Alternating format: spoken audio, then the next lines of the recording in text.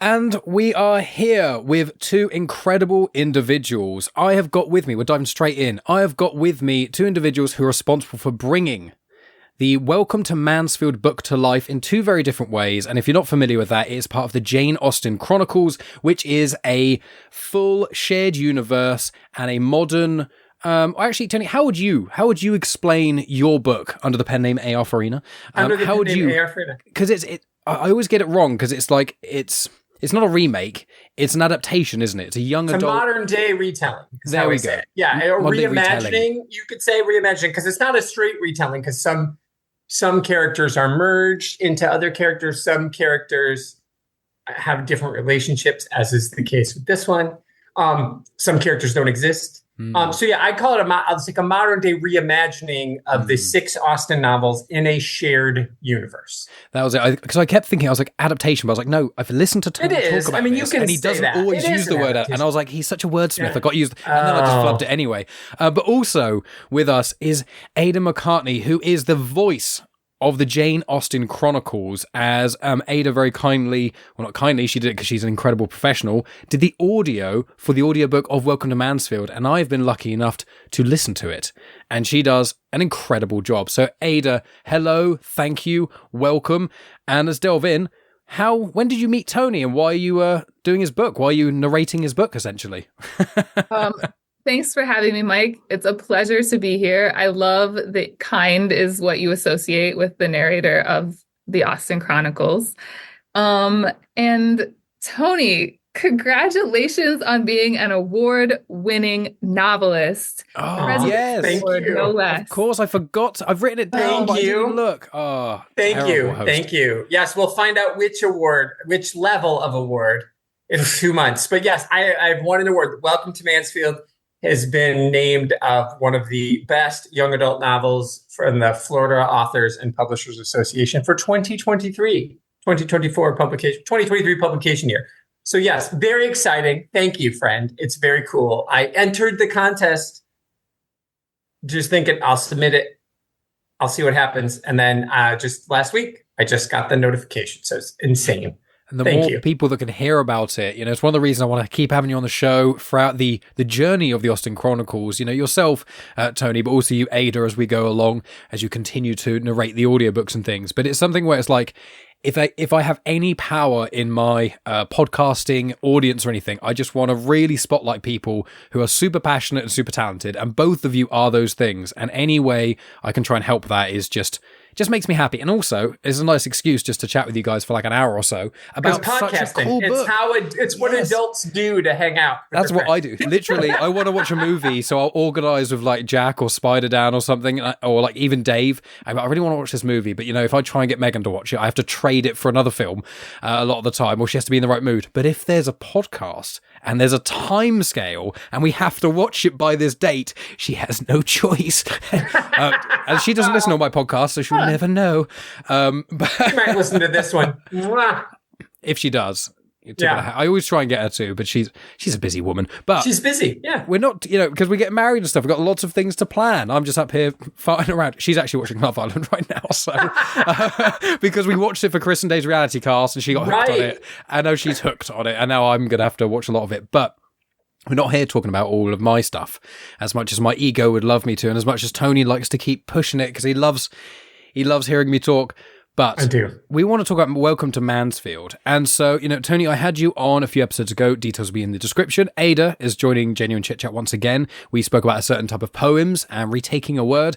And the details of that will be in the description because I want to keep this somewhat PG. But, both incredible individuals. But now having you both on is because of the audiobook. So I want to start with Ada and Tony. You both have history together. So you've known each other since, that you were telling me, since you guys were in school and stuff. So why don't you tell us a little bit sort of how your journey, in a sense, your friendship kind of started, and then how he, I'm making this sound so romantic, how he popped the question. I'd love to hear it. Yeah. So. Yeah. Well, interestingly enough, we're both from Michigan, but we didn't meet there. We met in Colorado at a master, where we both got our master's degree. I remember, correct me if I'm wrong, Tony, but I remember I decided that I wanted to go to grad school in a low res program, and Naropa is like pretty regional to where I live. So I was like, I'm gonna go check out the summer writing program. And I showed up on campus. I'm not a student, I'm just there. And I see this like group of people talking, and I just like walked up and was like, hey, and started asking questions. And Tony Farina here was just like, let me tell you. That is true. And so that was how we first started talking. So we just started talking about stuff because that was my second summer writing program, right? I'm pretty sure. So. Yeah. Yeah. 2019. Yeah. Because then I finished in 2020. I finished yes, that's correct. So that is true. So we meet her and I'm like, oh, okay, just chit-chatting, like, because you're meeting a ton of people. So summer writing program at Naropa, there's people who go to school there in the low res, people who go to school like in the traditional, like they live there. And then there's people from literally all around the world who come to this 3-week thing. And it could be they come for a week, they come for a day, they come for all 3 weeks, whatever. And all kinds of people come. Anne Waldman is the star of the show. She's one of the original beatniks. She was part of the Kerouac, like she and Ginsberg founded the school, at the Kerouac school where we went. The Naropa University, we went to the Jack Kerouac School of Disembodied Poetics. And they, of course, Anne Waldman formed that school. So that's kind of where we were. So people come because they're like, oh, Anne Waldman will be there. And Thurston Moore from Sonic Youth comes. He's friends with Anne Waldman. So every 2 years he comes and like does a thing on songwriting. It's insane. So so you kind of meet people during summer writing and you don't know if they're, and so she was like, I'm not sure if I want to be here. And so we were just chit-chatting. And so it was it. And then you go on your way. It was later that day. She's sitting there by herself, like on these horrible, like on the wooden benches from hell, like the hardest. We've got them in the UK as well. My butt remembers them well. The hardest, most uncomfortable, like not ridden wooden benches. She's sitting there. And I just sit down with her, just like, hey, how's it going? And she doesn't answer, how's it going? She's like, I said, how's it going? She's like, I've been reading a lot of Cat Valente lately. And I was like, okay, we're clearly going to be friends. I do not remember that, but that's what you said. Yeah. And I was like, oh, okay, clunk. I'm going to sit down on this awful wooden bench because we're going to talk about Cat Valente. So Catherine M. Valente. Oh, you should have said something. We could have moved somewhere else. No, it was fine because we were going to talk about Cat Valente. So we sit down. And Ada and I actually on Indie Comic Spotlight interviewed Cat Valente together. We got to fangirl at Cat Valente's face. Whew. You remember? Do you remember that day we were sitting? I remember that. So we just started talking. She's amazing. So that was it. So it was like, oh, clearly we're friends. Because it's such a deep cut. Most people who are Cat Valente fans are Cat Valente fans for life. But people who don't know who she is are like, what is that? Are you making up words? Mike Burton doesn't know who Catherine M. Valente is. My knowledge of literature is pretty horrifying. I would call her a polymath of literature. Oh, wow. Poetry, sci-fi, novels. She can take a fairy tale and just like I'm thinking of the Snow White, the Seven Guns. Six Guns. Yeah. Oh, God. You taught that in school, didn't you? You taught that book. No, I did a refrigerator monologue. Okay. I don't know why I thought or were you planning on doing the Six Guns? I wanted to. Okay. Yeah. I want to do a fairy tale class and use that. I've not actually done that in more than just my little friend group of people who will let me test on them. So you guys meet then, and then after that, like, was it just you kind of loosely stayed in contact and then podcasting reignited the sort of friendship? Is that kind of what happened? Yes and no. I mean, so she decided to come to Naropa, right? So after that week, you tell it because I wasn't there, part of your decision-making process. After talking to Tony and a couple other people, I was just like, yeah, this is great. So I applied. I came to the low res program, and the cohorts aren't big, so we've had classes together in person and online until you graduated. So like I just really admired your writing and your approach to like the craft from like the classes we've first had together. I don't even remember. I can remember one with Amina Kane in particular that was like just It was a great conversation. All the whole, I don't know, sometimes the like energy of the class and that you can't recreate that with a different Vibes people. trump So, a lot of rationale. You know, I've worked in places and it goes, on paper, this sounds amazing, but it sucks. And then you go there, you just meet one or two cool people, and you're like, working, 9 to 5 job in almost any place, especially in somewhere like education, really can suck. But the team around you and just people around you, their vibes can really bring you out of it. mm-hmm.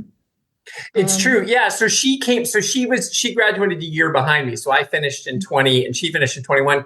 But so the way that it works, and so like you're always with a year ahead of you and a year behind you in the cohort. So you come in as a cohort, and the cohorts could be anywhere from like 5 to 12 people. Like, because Amber, who's another excellent poet, who's such an amazing human being. She actually had started a couple years before me, had to stop for personal reasons. And so she came back and rejoined in a different cohort. So I actually got to meet Amber. She graduated with me, but she had done her first year separate from me. So you got to know her. So there's Ada's group, there's my group, and there's the group ahead of me, and we're all kind of there together. And so you would take these classes. So the cohorts would meet for the summer writing, but then twice a year you'd meet for a long weekend for 4 or 5 days. And the classes would be with each other virtually and in person. And then there'd be like writers, poets, nonfiction writers of all stripes would come and teach your in-person classes. And those we would all do together of all the age group cohorts. So we sat in class together, and it was a lot of sharing. And I heard Ada read her poetry aloud for the first time, which you've heard on Poetry Theater. And you've heard on Where I'm From, Mike. So you know how amazing it is, but there's nothing quite like seeing it in person. Like she kind of transcends, like watching her read, it's like she's having an out of body experience. It's really cool. And unlike me, who kind of like changes the words as I'm reading aloud and doing some self-editing, she can almost like close her eyes and read what she's written. And it was something. It was like really cool to see her read. And that was kind of probably the first time I read any of your work I heard it, you read it aloud. And it wasn't Amina's class. It was the one, I remember Amina's class, because you wrote short stories that day too. And it's like, oh, she can just do everything. Oh, I don't know about that. Stories are hard. Fiction, you have to have organization and a plot. But you did it for Amina's class. We all had to share stories. That's true. I can't. She made us read Lolly Willows. Yeah. Oh my God. Yeah. Which is a delightful. Lolly Willows. So good. And so it was just cool. So that's how it was. We just kind of got to be, and then we discovered we're both actually Michiganders, but we neither of us live there anymore. So we didn't know that. And teachers. Yeah. And so we actually left, and we stayed in touch, not through podcasting, but I as soon as she got her MFA, I hired her to teach for me.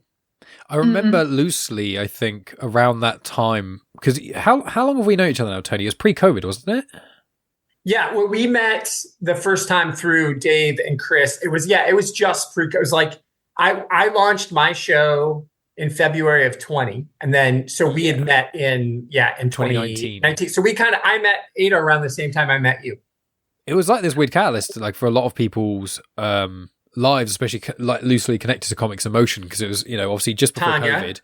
Yeah, exactly. I met Tonya, and then Tonya's obviously met everyone else, and then the way that Rhea, obviously, I should have mentioned at the start, again, poor hosting on my part, Ada part of the Femon Collective, and Tony's part of Comics and Motion as well, and the Femon Collective, Ada's an integral part to that incredible podcast. Calling it a podcast sounds reductive. It's so massive. It's such a cool thing.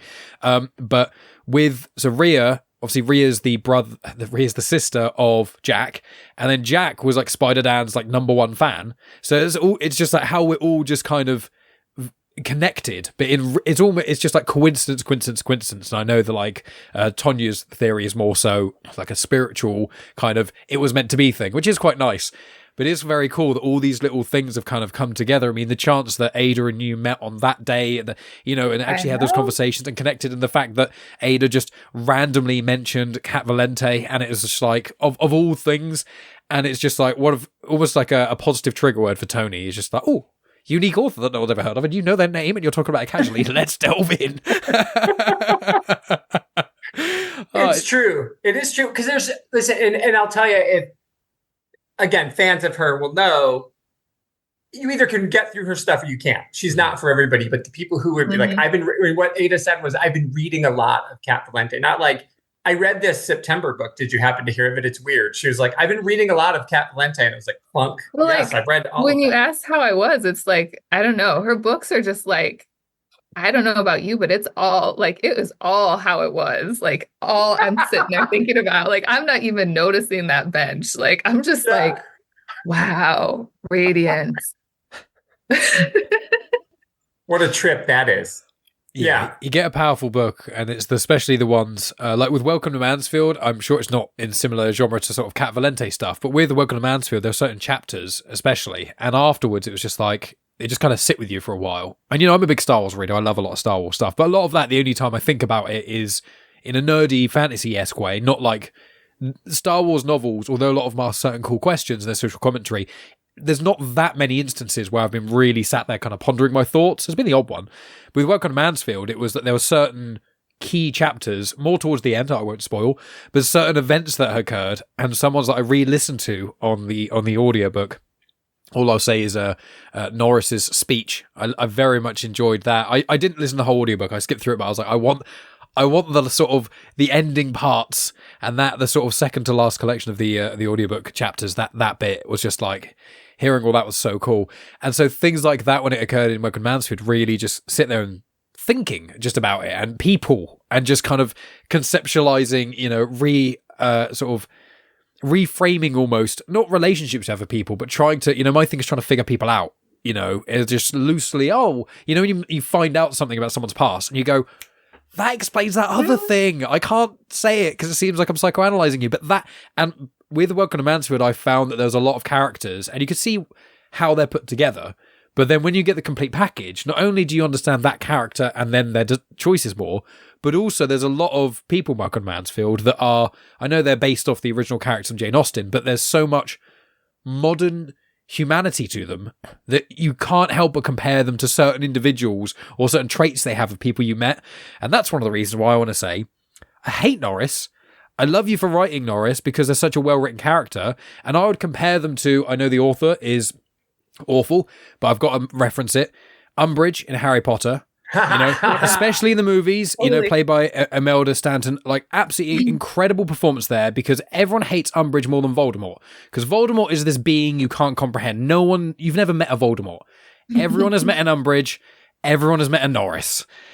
And it's like, I was just thinking about it like today, and I was like, when I talk to them about it, I just have to say, A, how much I hate Norris, and B, Ada.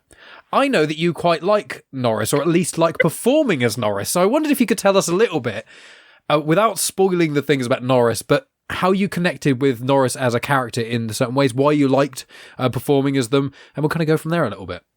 One of my favorite things about Toni's writing, and one of the reasons that I really love the opportunity to read these books aloud for an audience, is because of that very quality you mentioned, that it leaves you sort of sitting there and really like contemplating the ways these characters might mirror into your own lives, into ourselves. And even knowing what's coming at the end is still can feel surprising to read it. And it's like that lifelike quality of writing that sort of makes it a little bit shifty every time you read it, every time you think about it. And with Norris and unlikable characters in particular, you have another unlikable character that I really enjoy and would love to narrate someday if she is an audiobook. Fingers crossed. That would be great. I would love that. Yeah. We all love to hate. We're all haters. And it's just like fun to get to like live that out sometimes, and to also experience the other side of it. Like, oh yeah, it's really easy to hate this person, but when you speak their words, when you like right in their psyche. It's a different kind of inhabitation, you know? I don't know. So yeah, I quite enjoy reading Norris, and what I love about your performances, I didn't manage to listen to every single character, but there were certain key moments I listened to, so I got a taste of a lot of them. What I like so much is the way you bring life into the characters.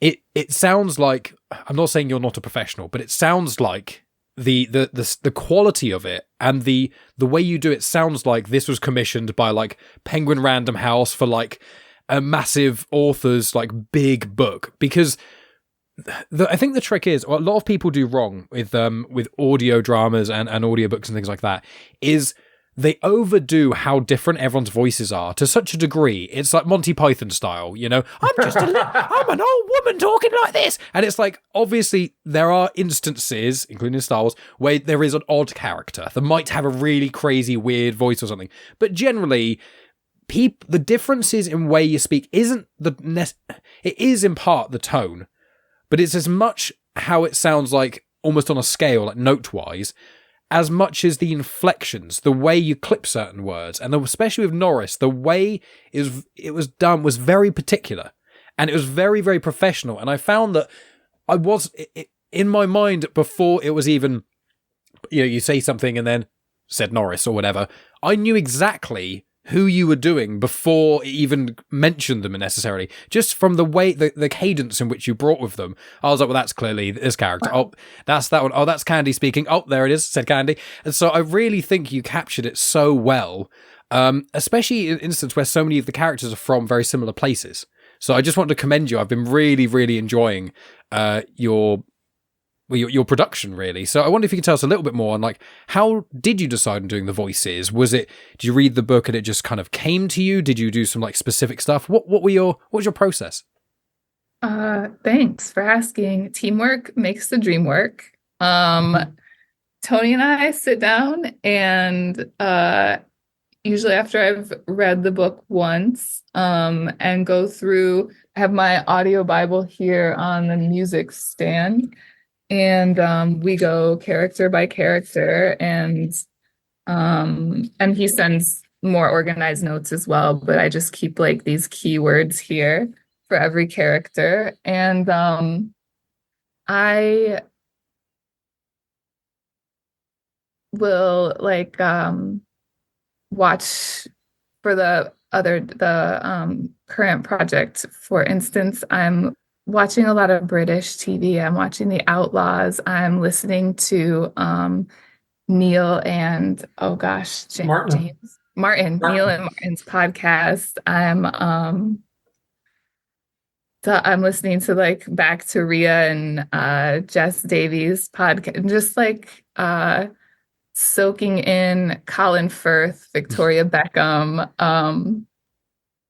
So I do a lot of listening, some reading. I practice my voices on my partner and my cat.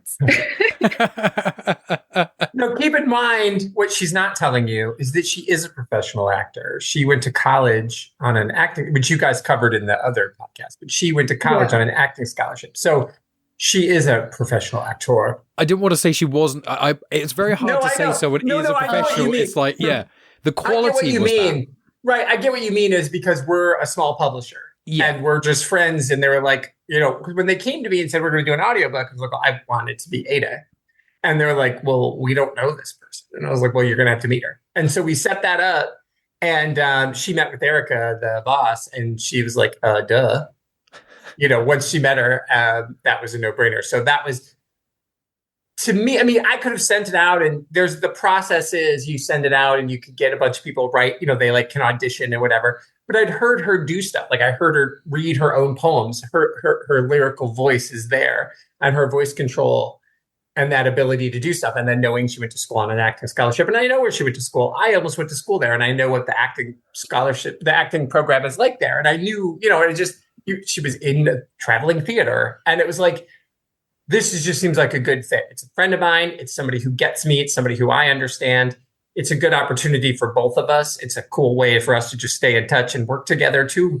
And also, you kind of want, like you want to, it does seem like a big production, but like I want Ada to be the next Fiona Hoddingham. I want her to be January Lavoie. Like I want her to be like those two people are like, they get paid a way more than Ada's getting paid, unfortunately, to do the amazing work that Ada does. But this is how they started too, right? You got to start somewhere. It's my first audiobook, Yes, I've done theater. Absolutely. I have a lot of training. I also spent almost 8 years before going back to grad school teaching like fundamentals of acting and some other unrelated to theater stuff in a high school. So like you got to start somewhere. And I think this series is dynamite. It's a hidden gem. And I think it's going to be a classic. I'm so excited for it. I hope so. Thank you for that. But yeah, so I get what you're saying though. It sounds great, right? It sounds great. And it's because of that, because of her skill, because they've got a home studio. Whereas, there are when I talk to some of the other folks who have audiobooks done, it's like sometimes they're like, well, that quality's not good. Was that person just like standing in a closet, with like talking into their phone? Like, no offense to you, my friend, Mr. Burton, but like when you do some of your afterthought, when you guys are on vacation and you're just like recording in the car, there are some audiobooks, unfortunately, that sound like that. I feel bad about that. When I released that, I'm like, it's a little bonus thing, but like that's why I've stopped doing book reviews like that now. Where it's easy for me. I drive to work, flick on the record, like my phone's connected to Bluetooth, whatever, click a button. But I was like, I spent hours editing those as well. It sounds horrendous. That's why I'm like, had to get a new one. I think it's fun. I know because you're a perfectionist. So but what I'm saying is like she made it. What Ada has done has elevated it. And I'll say this, I've said this to her, but I will say it aloud to the genuine Chit-Chat public. So I was at a book event, and one of the people there said she loved the audiobook. So she got this audiobook, loved it. And previously, the audiobook she listened to before was narrated by Meryl Streep, and she turned it off because she didn't think Meryl Streep was doing a good job as an audiobook. But her favorite audiobook narrator is Ada McCartney. Deservedly so. I gotta put out some more audiobooks for this woman. You just need to come to her. You need to just follow her around and be like, today at Publix, you need to make sure you're getting crabs. Yeah. My ego is not going to fit back through that door to get to You just wait a few years, she'll be doing the sat navs. Everyone will want Ada's voice and everything. The new Siri. Ada sounds like a cooler name anyway. But let's stop naming our robots after women, people. They're not. The invisible labor is not that great. I've never even noticed that. Oh yeah, Cortana. Oh man. Actually, is Bixby, is that neutral? Because that's the Android one.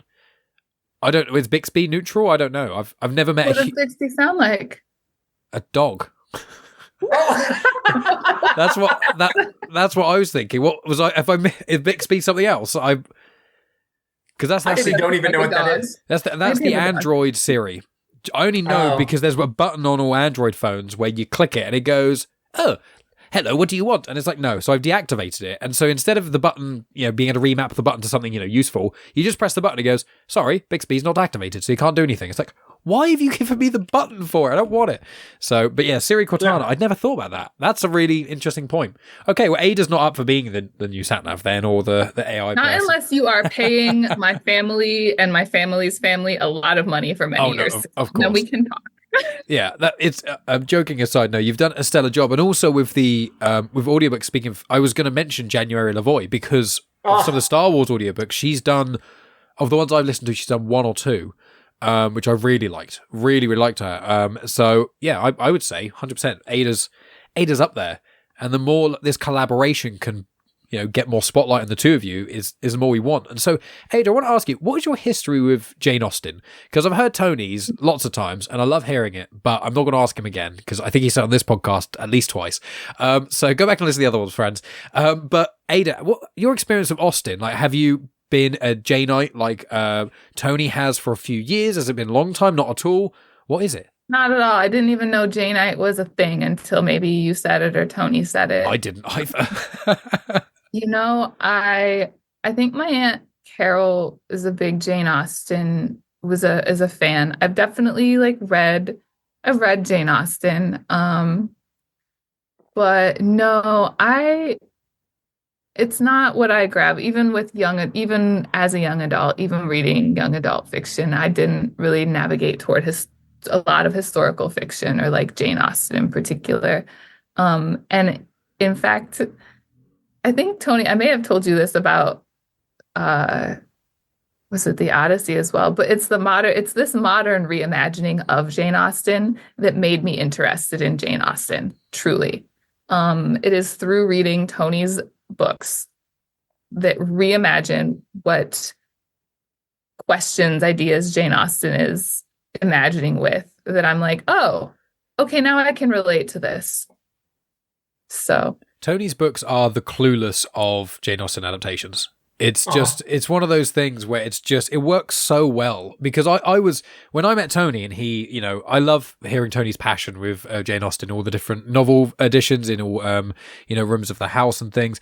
I love that. That's so cool.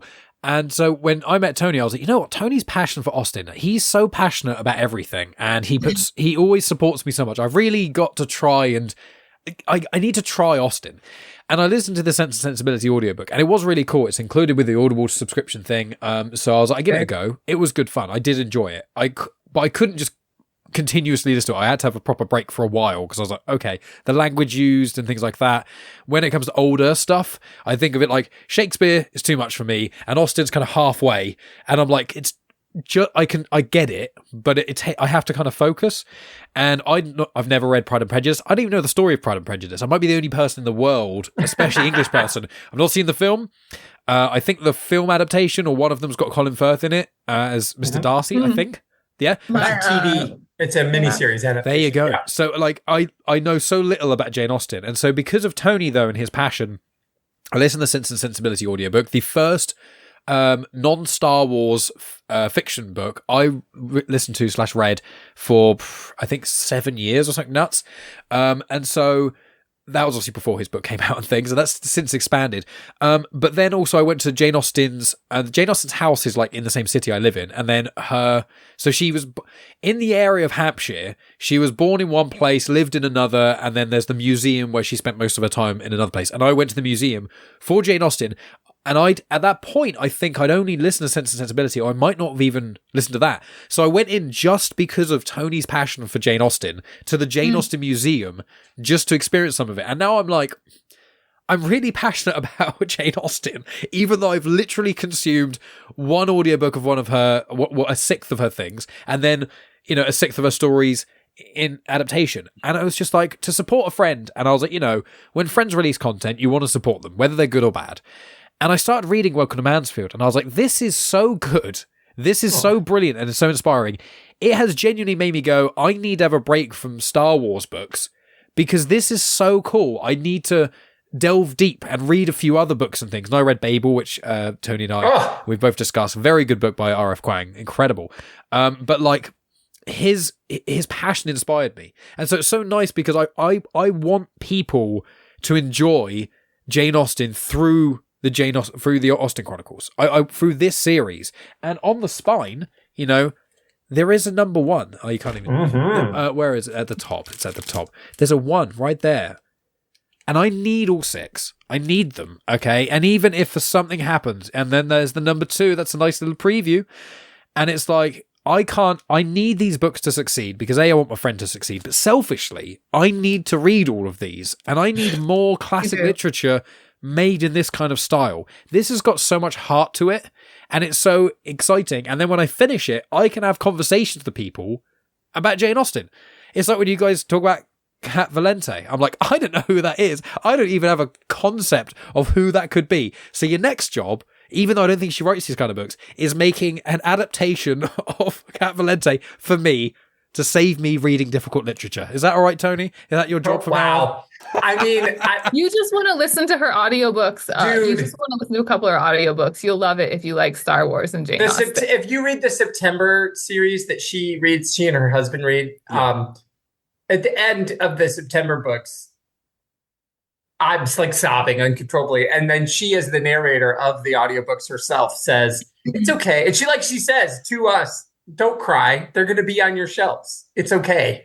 September's gone, but you can revisit her anytime you want. And it was a lovely thing because that must have been that way for her to be done with that character who was like magic. I love those books so much. Yeah, I appreciate that. Thank you, friend. And I do think that I love writing these things. I started the fourth one. I started writing it. I'm midway through chapter 1 of book 4, the Jane Fairfax book. And they've all come to life for me. And so when the first time I heard was just a clip of Ada doing Junior's voice and that Southern accent that she does, I sobbed. I was like so broke because it was like, that's because Junior's so good and she's so polite and she's so nice. And you talked about the way that the tone happens. So not only does she do her Southern accent, but you can tell she's nice just in the way that Ada does it. And then you can tell that you want to punch Mariah in the nose just by the way she does it. And you talk about the difference between her and Julia. They almost have they both have the same uptalk. They're both these white girls from Michigan. What? We grew up with those girls. We know Ada and Mariah, like Ada, right? We know Mariah and Julia. We know them. Oh, I got a few Mariahs and Julias. Yeah. And so, but you can tell the difference between them just in the way, like she captured, because you asked me which character, or maybe Kyle asked me which character I was most like. And it's Julia's the one I most like. The one I wish I most like is Yates, like, because he's awesome and so confident and everything. But like, I feel most like Julia because she's so full of hope and unsure of herself and everything.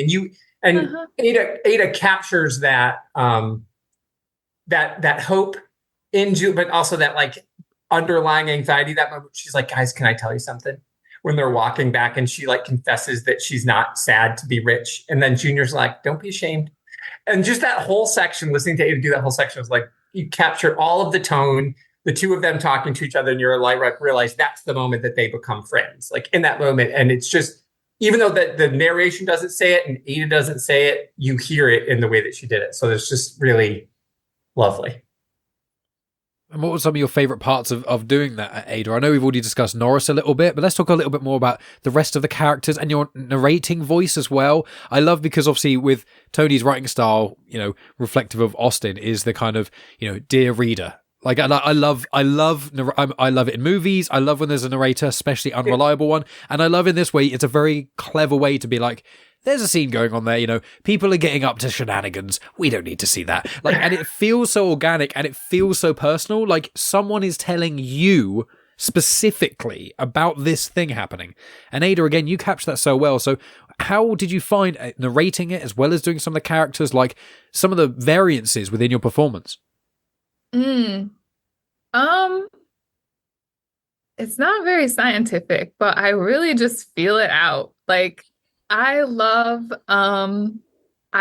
Julia and Junior's friendship. So like in reading that moment, it's felt in the text, like really like that. There's just these moments in certain friendships where, things just click into place and you can feel it in the text of that moment. And like certain things like the whole Rocky Horror Picture Show chapter, that one, like, that was like I remember it being like particularly challenging because I really love that chapter and I was very excited about it. But I think I probably put it off for like a week and did things around it because I was like, I don't want to fuck this. I don't want to mess this up. That's your one. PG-13 gets one. They get it in Guardians of the Galaxy 3. They do it. You can do it in here. What's your one? I'll just start saying frack. I've been watching a lot of Battlestar Galactica. Frack it. I didn't want to frack it up. But with the performances and things, when you were doing it, like, did you have a favorite part? You say about the Rocky Horror bit, and I assume that was quite challenging as well because there's so many. Everybody's in characters. That scene. Everybody's in that chapter. Even lots of characters that barely like. In the rest of it is just like, oh, here's just another person saying 2 lines and leaving, and it's like, how did I sound again? Like, obviously that was probably quite challenging, but do you have any like favorite parts? Like, with some of the emotional parts, were that spoilers good, or the intro? Like, what kind of really stood out to you while you were performing this? Um, Much like you, Mike, I love a dear reader, dear listener, dear audience. So, probably my like favorite parts of the whole thing are being the narrator and having that omniscient sort of Like a guiding hand, I find. hiding but like saucy uh view of the story. You know, like the MC or yeah, that's probably my favorite. And that's I think ongoing even in the one now. Yeah, the one that you're that's really why you got into this, isn't it? Just because you were like, you know what, I get to read Tony's books early. So how's the only way I can do this? Well, if I put an outstanding performance, if I know this Tony's guy's going to write a good book, so if I do outstanding performances, talk about Cat Valente, then I know. That's it. You've had a vision, didn't you? You had a vision a few years ago, and that's why all these coincidences. I'm not giving away my secrets. I know the Fairmont Collective has got some sort of black arts behind. I thought Tonya was the only one, but seemingly there's other stuff afoot. Well, the dream is I would love, and I said this to Allison of the Fairmont Collective, Allison Shelton, director extraordinaire. I said, well, we need to now make the book into an adaptation. And Allison can direct it, and then Ada can be Norris. And then we can have Tanya. Tanya could be Fran Senior. Because that would just be a dream for two. I would just play the English teacher because he doesn't have any speaking lines, and I am an English teacher, so I feel like that's a fair thing. The English teacher who's in it, it doesn't matter if he is. Yeah, he doesn't have to speak at all. He could just exist in there. No, that would be the dream. Here's the thing that I love about the way what's that? What a team. Unless we need to make this happen, put this out in the universe. We've got the team, we've got a director, we've got a screenwriter, we've got actors, we're ready to go. What I love about the way that she does the narrator is she leans in. You can tell the narrator's having fun and Ada's having fun doing the narrator. And the cool thing will be that obviously the second book takes place in England. So she has to do all the voices, but we agreed that the narrator will always sound the same. Like she's not doing the narrator in this one with the British voice. It's her voice as the narrator for all time. And there is a short story or two coming out. There's one that's for sure coming in Tanya's forthcoming collection. And then there'll be another one in another collection. So my hope is that Ada will sneak in and do that one as well, because the narrator, you get to actually be young Fran in that one. Oh, good. Yeah, won't that be fun? What you should do, I've only just thought about it, I should probably ask off air, but I think that, Ada, you should record like a little audio advert thing for Welcome to Mansfield, and then on all Indie Comic Spotlight episodes you can put them on there, and then we can put them on a bunch of genuine chit-chat stuff, a bunch of Comics Emotion, and we can, if we do it before, around the time of the other Dashwood Girl comes out, we can then you could have a few for kind of Welcome to Mansfield, and then they go into sort of eventually they slightly change into the Dashwood Girl, and then it would work as well. It'd be a promo thing, Ada's incredible voice, and it would be quite organic. I'd love that. You got it. Would you do me the huge favor for my disorganized brain of like emailing me, and like if there are some key bits or things that you would like to hear in that spot, that would be very helpful. Yes, 100%. I will make that note and I'll get that done. I'll make that happen. It's one of the go ahead, sorry, Tony. No, I was just going to say, well, it's fun. This is good. This is a good thing. Leave this in because this is what we did. So unfortunately, it was lost to all time. So I wrote up an audio Bible before I was confirmed that Ada was going to be hired. So I wrote the audio Bible. It's like I had to like say the names out loud, like Junior. I still have all those. Yeah. So I just say them all. And then once she got hired, so I didn't do it for the second book. So anyway, after we did it, we met, we recorded it, and the idea was going to be we were going to put it out in the universe on Comics Motion and on Femana or wherever. It's like, here's us talking. And that got lost to time. Both of us lost the recording. So this last time for this, we did it in Skype. So we both had it. We both downloaded it. I have it saved twice in two different places. I have a copy.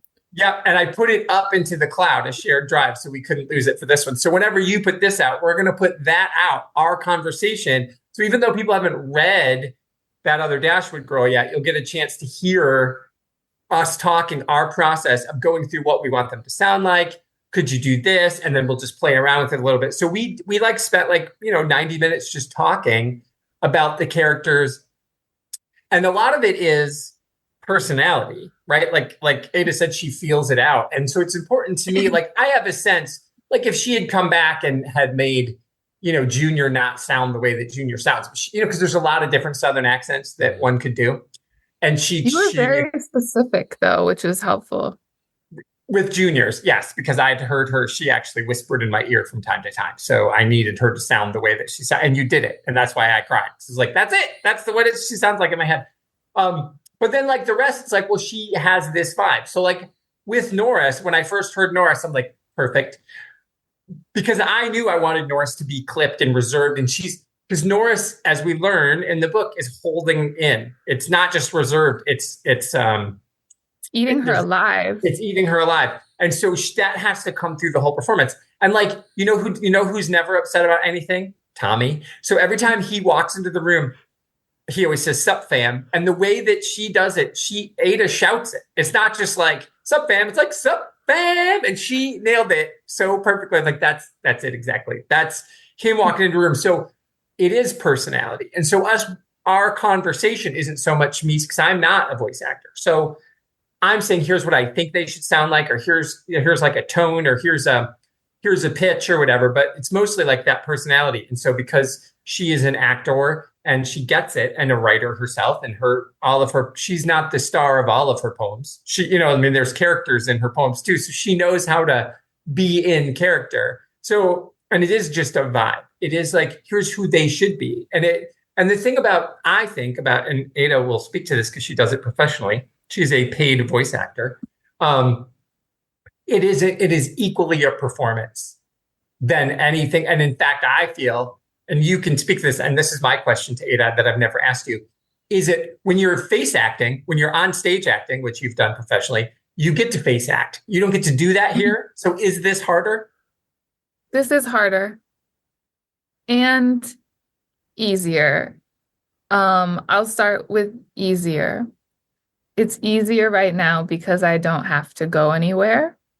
And I have a chronic condition that makes it hard to go places and do things. And this makes it easy to continue working in the field that I love and want to work in a way that is safe and viable for staying alive. It is harder in that I'm a low-key extrovert. Like, I like my space, I like my alone time, it recharges me, but I need to be around my group, my people, my ensemble. If I'm having alone time, they're like having alone time in the next room, So, and one of my favorite things about theater and acting is that camaraderie that you build. It's a team. It's a team sport. Like, I've never been particularly into like sports, but theater, I would say theater and band were my team sports. So this is harder in that I'm the whole ensemble. And while I'm like collaborating with Mattoon, who's like doing some editing and producing, and we'll say, like, he'll give me notes like that are very helpful. It's all happening like by myself here in my room. So there's like instead of being like gifted the energy of the ensemble, you're kind of having to conjure and create all of that energy of the ensemble in self. So it's a both and a cool process in that way.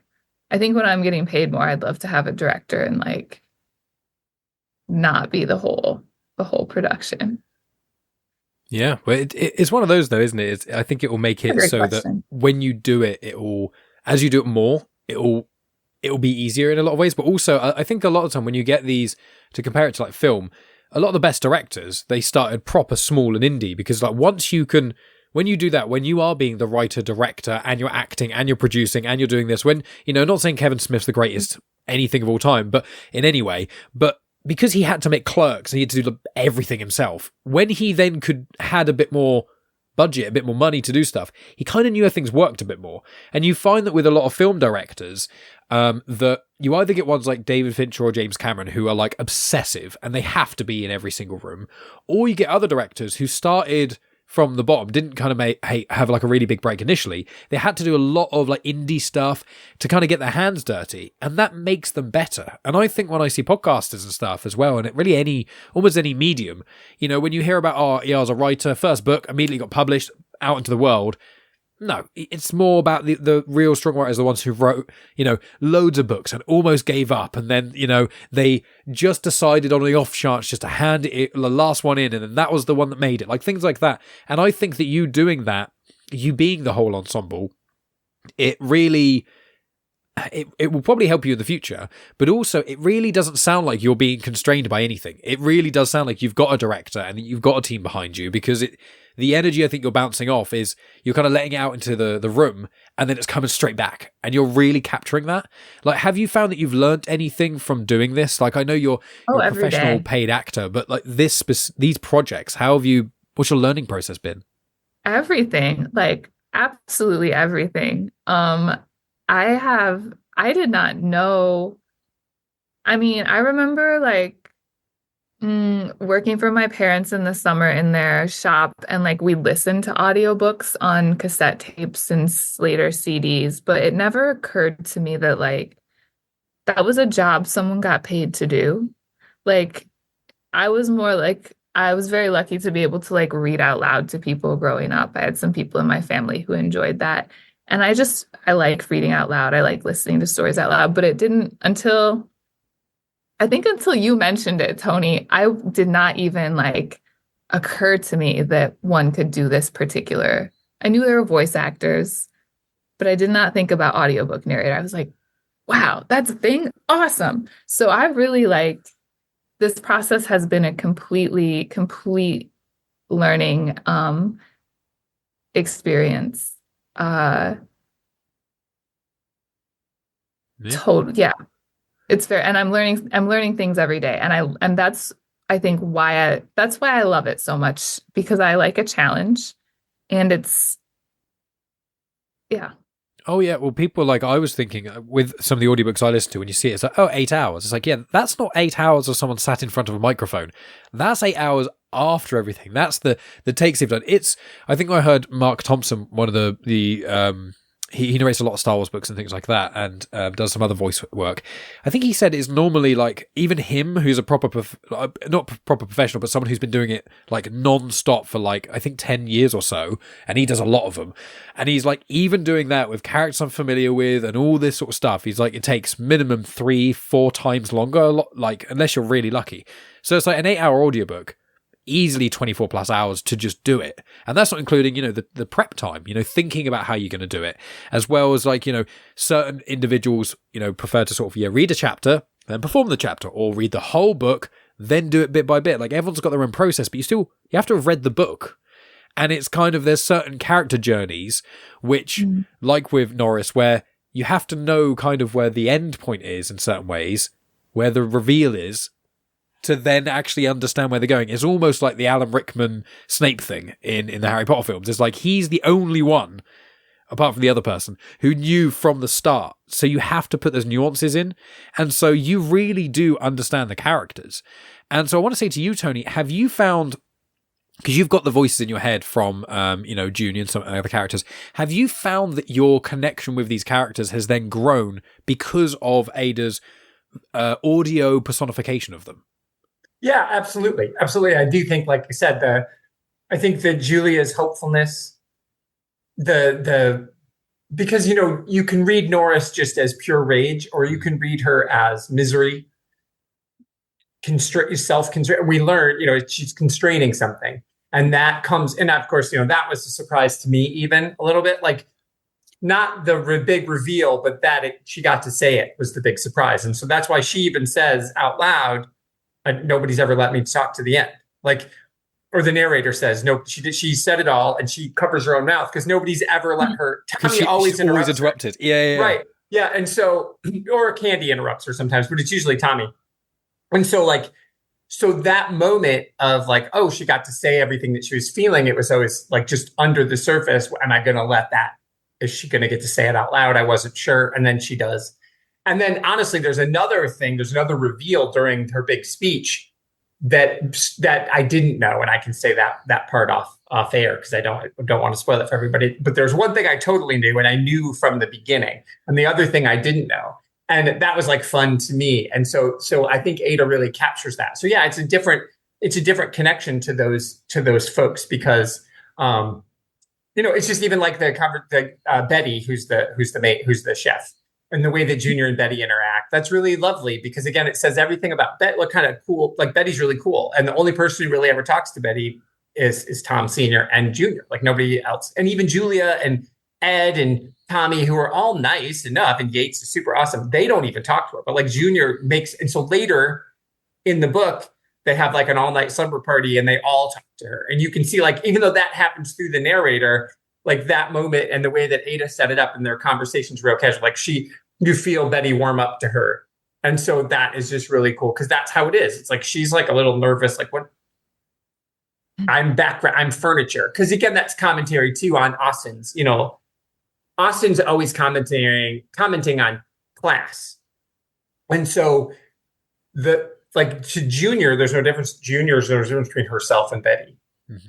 But she's now living in this giant mansion. So she's supposed to be like Betty somehow lower than, but there's nobody in Junior's mind. They're that weird cult that lives outside of unincorporated nowhere. There's nothing, there's in her mind, she's grown up. Nothing, there's nobody lower than, yeah. Mm. Yeah. And when you live in a certain part of where Ada and I grew up, we aren't from big city, Michigan. We're from nowhere, Michigan, not the same nowhere town, but different nowhere towns. I love that. But I've been to her town. And it's that's what it is. There's different nowhere. For sure. And there's people who live outside of unincorporated nowhere who are even more weird than the weird insular weirdos who are in the town. It's like they're always othered. So she captures that, the vulnerability of them and the way, and I think Bill's earnestness really comes through. I felt Bill was really earnest. I think Ada captured Bill's voice, and he's not in it a lot, but he's a favorite. Rhea's in love with Bill. Yeah, Rhea's in love with Bill.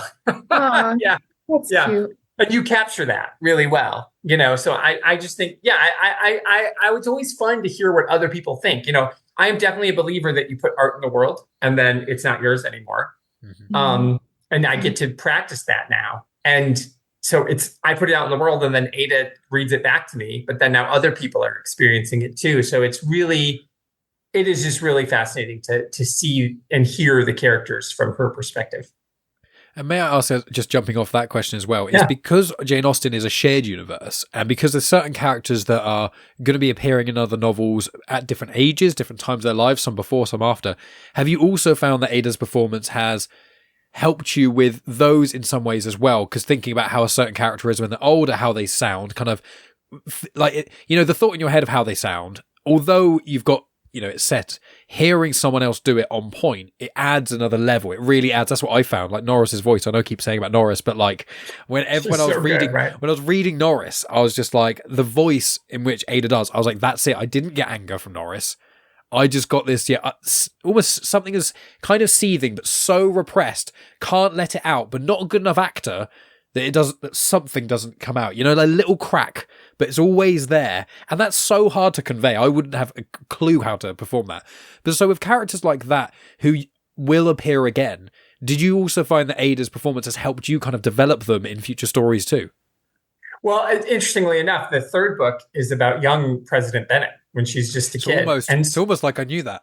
You did. And the best thing is though, from Ada's performance, it made it easier for me. Like I tried my best not to describe too many things about them, their physicality, but her voice of Mary Bennett is so good that actually gets worked into the third book. Mm. So young Mary Bennett and old Mary Bennett will sound very similar, and it's explained why in that book. That's so incredible. And like Ada, and you are so excited about sort of, because the next book I think will be more challenging because, where it's set in the UK, I'm not British, guys. No, I think you did. I think you couldn't tell. You did. I think you did a good job with Maggie, and the joke is in England is that Americans can't do English accents. Now, I'm not saying English people can do American accents, just to clarify, because I think I think there's Benedict Cumberbatch. Yeah, I was literally thinking Doctor Strange and also Martin Freeman trying to do whatever it was he was doing in Black Panther. Like there's a few where it's like there's occasional British actors that can do American. You know, Kate I think Winslet. James McAvoy, you know, there's certain people who can do it. But the only thing that's probably almost less common is a good American doing a good English accent. And so I think you did great with Maggie, to clarify. And I think that I have complete faith in you. This isn't here me going, right, we've got it now. Let's get it. No, you've done a really good job. But I imagine that because of it is in the UK and there's so many more variants in that accents. I know you said sort of earlier you've been trying to listen to, you know, Jess and Rhea and things like that and Genuine Chit-Chat to hear more of the accents and things. So I assume going into this book, the second book, it is more of a challenge for you. Or have you found that the things that you've learned from the first book kind of balance it out on this new challenges? Like, how are you approaching it? You mentioned Genuine Chit-Chat. I'm really enjoying listening to Megan, your wife Megan's voice, your fiance Megan's voice, actually. Well, in only a couple months, she will be wife. So this will be coming out in the next week. But yes, it's very soon. Remind me the question. Is it yes? What I have learned in the first book is making it easier because it's a lot easier to be a perfectionist than the first time through if you haven't done something before. So I also have now worked with the person who's editing the audio previously now. So we have we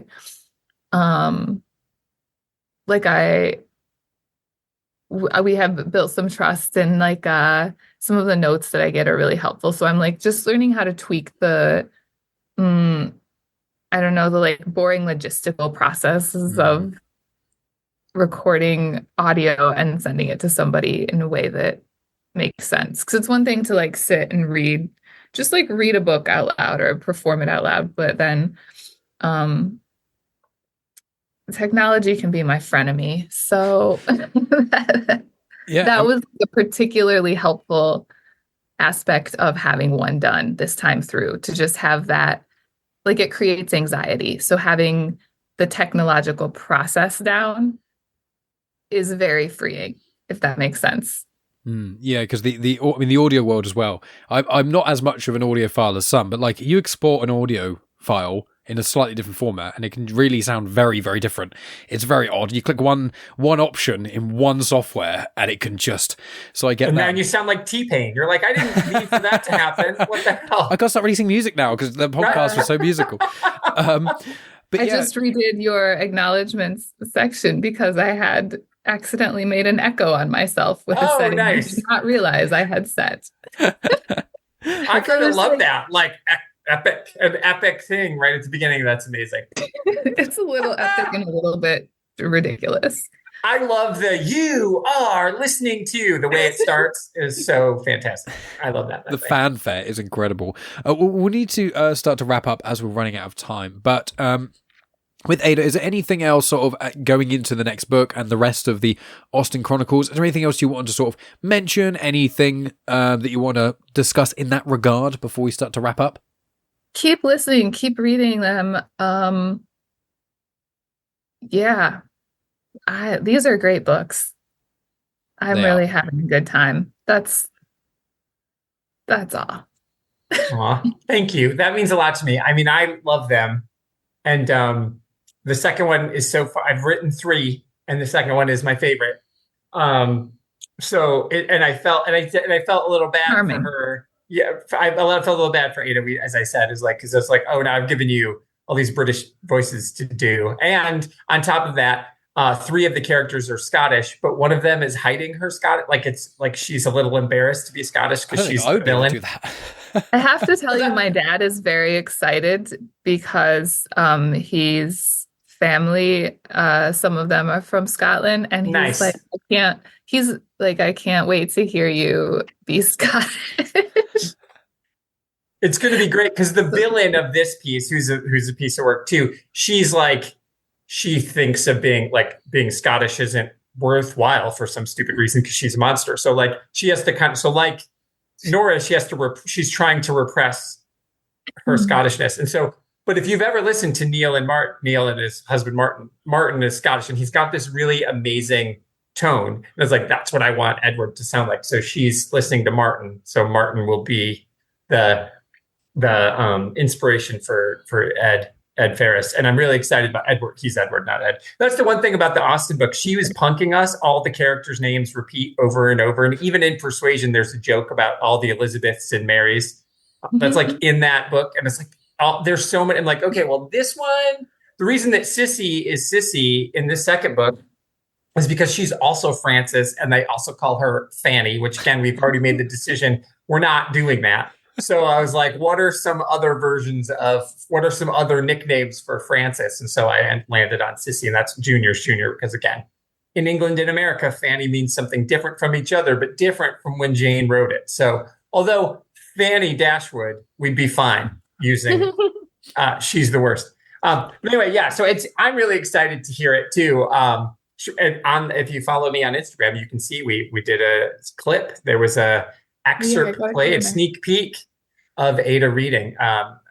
It was really cool to hear and to share. I'm pleased that she's doing it, and I'm really thrilled. I can't wait to hear the next one. I've already, like I said, I'm starting book 4, but I already have the sense of what the characters in book 3 will sound like. That one takes place in Connecticut, so she gets to do a whole different slew of accents. And you heard in the first book, Walt is from Minnesota, and he's the star of the 6th book. So she'll get to do lots of fun Midwestern accents in that one. I can't wait for Tony when you finish doing the adaptations of the 6 Jane Austen books, where you can write the 7th, and then there's the Avengers style, team up, and they fight Mega Norris. That's what it's going to be. Yeah. That's it. It's all going to be. They're all going to be this big fight, and it's going to be Mega Norris. No, well, Ada's dream. Tell Mike your dream. Can I tell you my Norris? Do it. Yes, please. Fan fiction dream. Love it. Man, Norris moves abroad and has a late life sexual awakening. She's just like a flower waiting to bloom.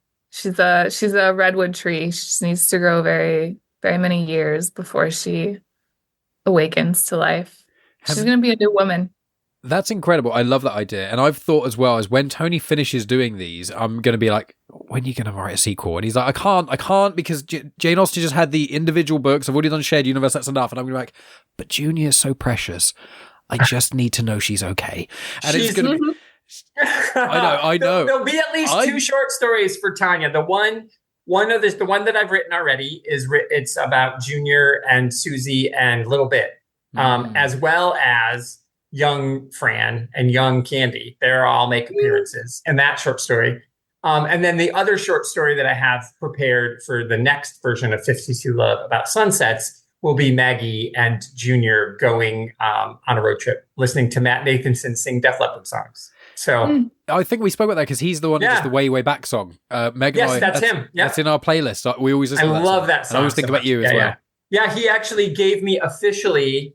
I spoke to him. He gave me permission. So I have the lyrics for Kink Shirt used by permission by Matt Nathanson. So there's actual lyrics. It's not just me writing around the song. Actually, we get to use the lyrics. He's given me permission. So he's coming to Florida in August. So my hope that he and I have been emailing. So hopefully I'll get to meet him and hand him a copy of the book. That would be very cool. And I love the Norris story. What I was going to mention is, have you seen the film Jeff Who Lives at Home? It's a really... Yes. So, okay, the thing that Ada's talking about is... there's a connection there. So with Susan Sarandon and... Yes. Okay. Yeah. So it's not the best film in the world, don't get me wrong. It's like 82 or 87 minutes long. Judy Greer's in it. So that automatically makes it spectacular. I'll be watching it. Yeah, it's a good film. It's not amazing, but I watched it. I was like, it's just a cool, fun film that not a lot of people have seen. It's just nice. It's kind of Ed Helms, Jason Segel, Judy Greer, Susan Sarandon. People should see that. I've got a DVD. I got it for like a quid, and I was like, and every time people are like, I need a good like people movie, and I'm like, right, have you seen The Way We're Back? Have you seen Are You There, God? It's Me, Margaret? And then have you seen Garden State and Stand by Me? There's certain films, and then I'm like. State. Yeah, and Little Miss Sunshine is, Way Way Back is my favourite probably film of all time, but Are You There, God It's Me, Margaret is very, very good as well. And they're like, Jeffrey Lives at Home, and people are like, I'm sorry, what? And I'm like, just give it a go. It's fun, easy going. But, with these Jane Austen books, I also want to thank you both for, bringing Jane Austen to life in 2 mediums now, Alison gets involved, be a third. That's the dream. That's it. And it's just like, I know I say it whenever we discuss it, but I don't want people thinking I'm just saying it because, I care about you, Tony. You're one of my favorite people.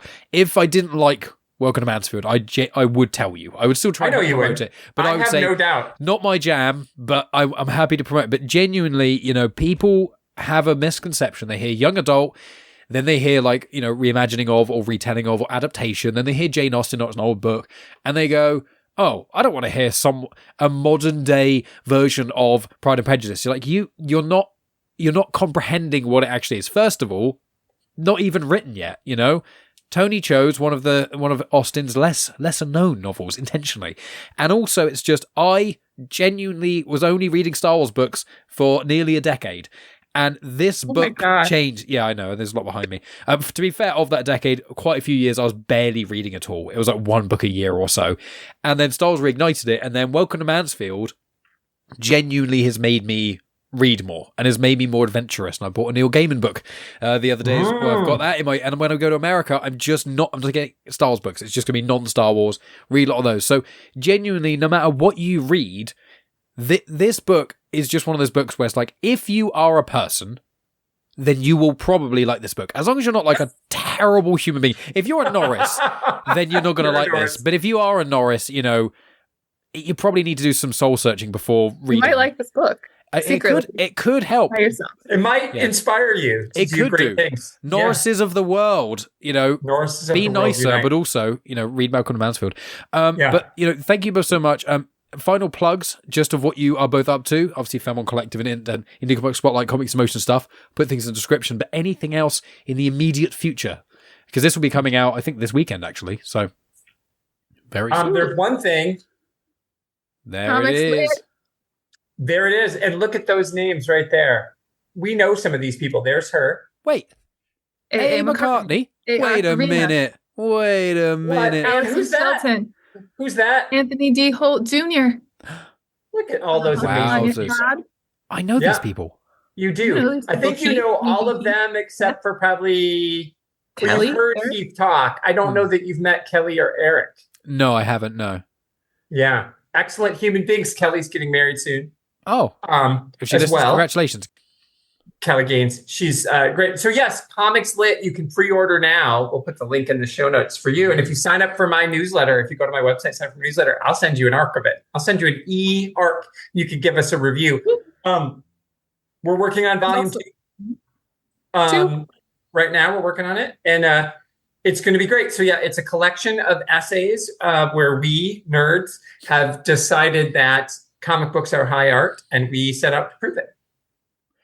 And if people are still not convinced, I'm going to have you and Tonya on later in the year, and we'll do even more talking about it, and that will convince you.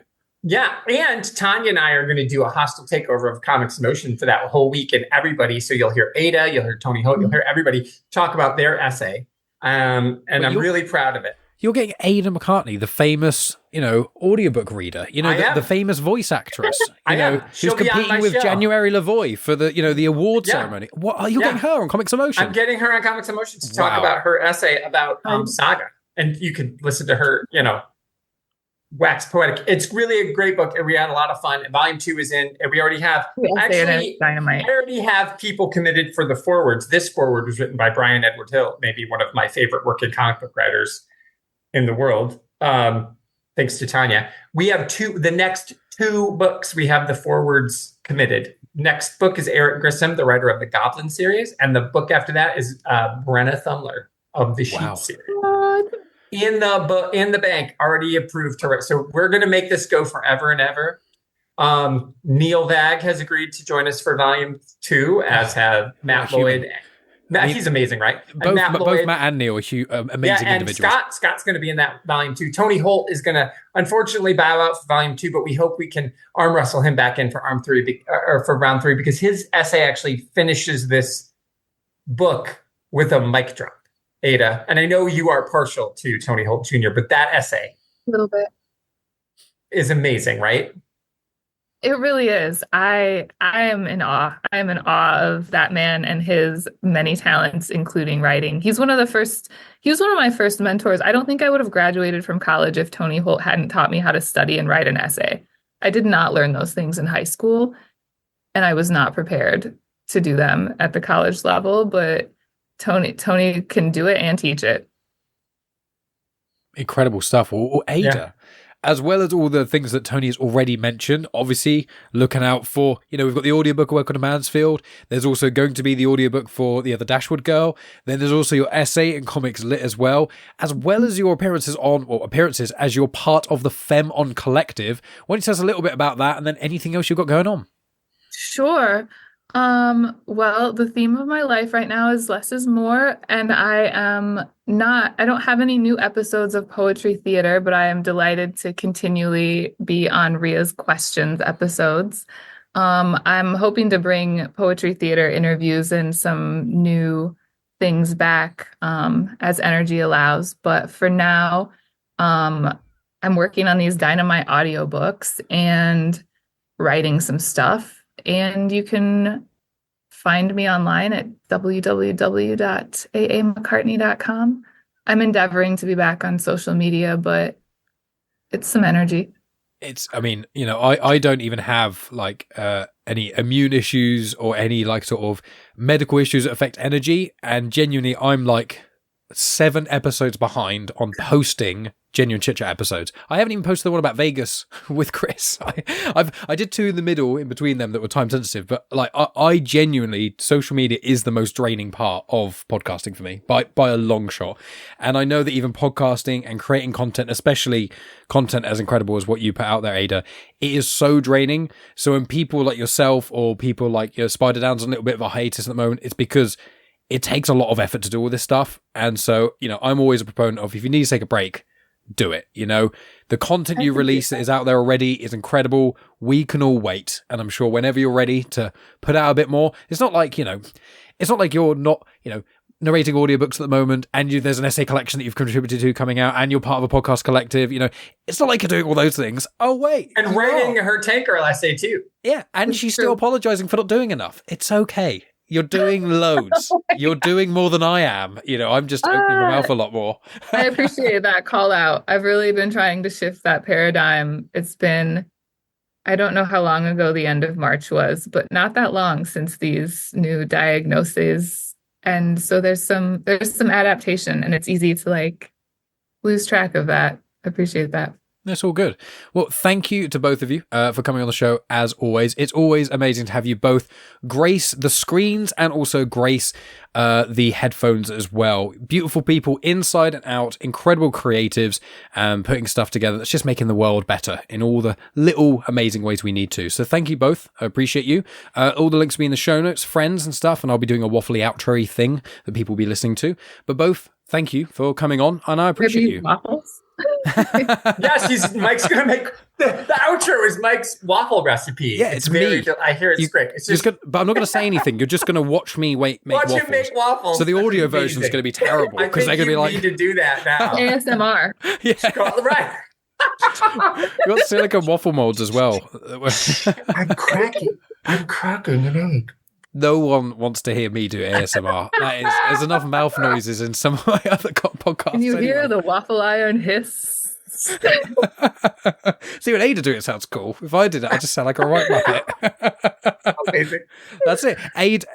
ASMR. That's what we've. That's the future. That's the future. Amazing, and that is where we'll end it.